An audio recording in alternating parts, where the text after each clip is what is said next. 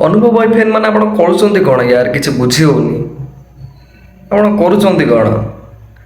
ଖୁଲ୍ଲମ୍ ଖୁଲ୍ଲା Ravana ମୁଭିକୁ troll କରାହେଉଛି, ଅନୁଭବ ଭାଇକୁ ଟ୍ରୋଲ୍ କରାହେଉଛି। ଦେଖିଦିଅନ୍ତୁ।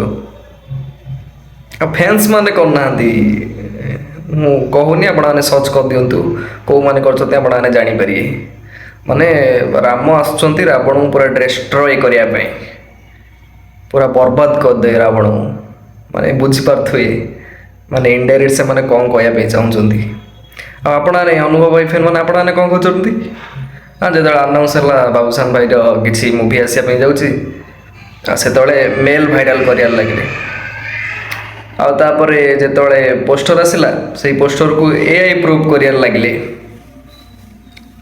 ନା କ'ଣ କହୁଛନ୍ତି? ତାପରେ କେଉଁ ୟୁଟ୍ୟୁବର କ'ଣ କହିଦେଲା, ତାକୁ ଲାଗିଛନ୍ତି ରୋଷ୍ଟ କରିବାରେ। ଭାଇ ଏସବୁ କରିବା ଦ୍ୱାରା ଯେଉଁ ଅନୁଭବ ଭାଇର ଆଗ ମୁଭି ଆସିବା ପାଇଁ ଯାଉଛି ରାବଣ, ସେଇ ମୁଭିକୁ କିଛି ବି ସକ୍ସେସ୍ ମିଳିବ କି? ନାହିଁ।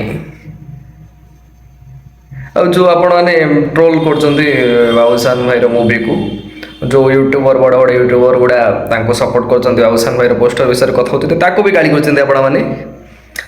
ତ ଭାଇମାନେ ସେମିତି କରିବା ଦ୍ୱାରା ରାବଣ ମୁଭିର କ'ଣ ପ୍ରଫିଟ୍ ହେବ ଆପଣମାନେ କୁହନ୍ତୁ? କିଛିଟା ମାସ ମାତ୍ର ରହିଲା ରାବଣ ମୁଭି ଆସିବା ପାଇଁ ଯାଉଛି ଅନୁଭବ ଭାଇର, ଆଉ ଆପଣମାନେ ସେଇ ମୁଭିର ପ୍ରମୋସନ୍ ଛାଡ଼ି ଆଉ ବାକି ଜିନିଷ ସବୁ କରୁଛନ୍ତି। ପୁରା ବାବୁସାନ ମହାନ୍ତି ପଛରେ ପଡ଼ିଯାଇଛନ୍ତି ଆପଣମାନେ। ଆରେ ବାବୁସାନ ଭାଇର ମୁଭି ଏବେ ଆସିବନି, ଆର ବର୍ଷକୁ ଆସିବ।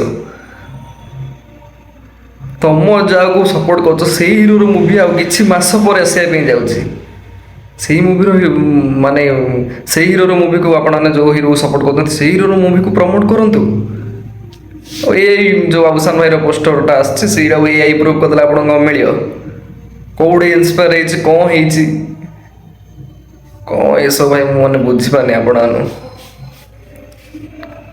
କିଏ ଯଦି ଗୋଟେ ହିରୋ ରେଡ୍ କଲର୍ ଡ୍ରେସ୍ ଗୋଟେ ପିନ୍ଧିଛି ଗୋଟେ ମୁଭିରେ, ତ ଆଉ କେଉଁ ଇଣ୍ଡଷ୍ଟ୍ରିର ହିରୋ ରେଡ୍ କଲର୍ ଡ୍ରେସ୍ ପିନ୍ଧିପାରିବ ନାହିଁ। ବୁଝିଲେ? କ'ଣ ଗେଲ ଲାଗିଛି ନା କ'ଣ? ତ ଅନୁଭବ ଭାଇ ଫ୍ୟାନ୍ ମାନଙ୍କୁ ମୁଁ ଏତିକି କହୁଛି, ବାବୁସାନ ଭାଇର ପିଛା ଛାଡ଼ନ୍ତୁ ଆପଣମାନେ।